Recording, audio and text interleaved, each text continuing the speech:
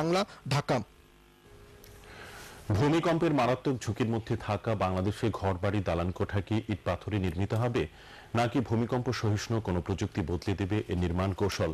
এ ধরনের বিষয় যখন জাতীয় সংখ্যায় পরিণত হয়েছে, তখন ভবিষ্যৎ বাংলাদেশের ঘরবাড়ি দালান কোঠা কেমন হতে পারে তা দেখিয়েছেন দেশের তরুণ এক প্রকৌশলী। নীলফামারী থেকে রতন সরকারের রিপোর্ট।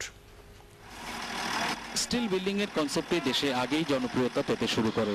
নতুন এই নির্মাণ কৌশলকে বিনিয়োগ সাশ্রয়ী করতে সম্প্রতি এর সঙ্গে অটোমেটিক বিল্ডিং মেশিন যুক্ত করেছেন তরুণ প্রকৌশলী জাহিদুল ইসলাম। এই প্রযুক্তিতে নীলফামারীর জলঢাকায় 30 জন শ্রমিক মাত্র 16 দিনে 88,000 বর্গফুটের 5টি কারখানা বিল্ডিং এর কাজ শেষ করেছে। অনেক সময় বাইরে গিয়েছি, বিভিন্ন ইঞ্জিনিয়ারিং ডকুমেন্ট আমি ঘেটেছি, বিভিন্ন ওয়েবসাইট ঘেটে আমি এগুলির এই টেকনোলজিটার সন্ধান পেয়েছি। নিজের লাইকে ওয়ার্কার আমার এগুলো শিখে আসতে হয়েছে। ইঞ্জিনিয়ার এবং যারা ওয়ার্কার ওদের আমি নিজের হাতে ট্রেনিং করিয়ে এটাকে এস্টাবলিশ করার চেষ্টা করেছি।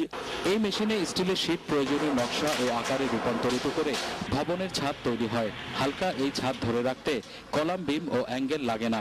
নতুন এই প্রযুক্তি নির্মাণ ব্যয় 50% পর্যন্ত কমিয়ে শুধু আনবে না, ভূমিকম্প, ঝড় সহ যে কোনো প্রাকৃতিক দুর্যোগে ক্ষয়ক্ষতির পরিমাণ ন্যূনতম পর্যায়ে নামিয়ে আনবে বলে দাবি এই প্রকৌশলীর। লাইক ডিমের খোসা যেমন পুরুত্ব অনেক কম, বাট এটা শেপের কারণে অনেক বেশি লোড নিতে পারে।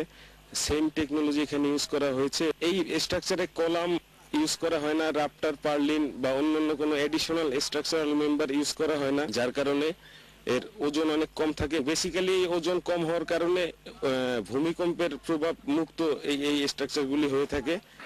2000 সালে বুয়েটের সিভিল ইঞ্জিনিয়ারিং ডিপার্টমেন্ট থেকে পাশ করে জাহিদুল ইসলাম স্টিল বিল্ডিং নিয়ে কাজ শুরু করেন। স্টিল ও আরসিসি কলামের কম্পোজিট ফর্মে এ ধরনের বহুতল ভবনই শুধু নয়, আগামী বছর গ্রামীণ লো কস্ট বিল্ডিং সারা দেশে ছড়িয়ে দেওয়ার পরিকল্পনার কথা জানালেন তিনি।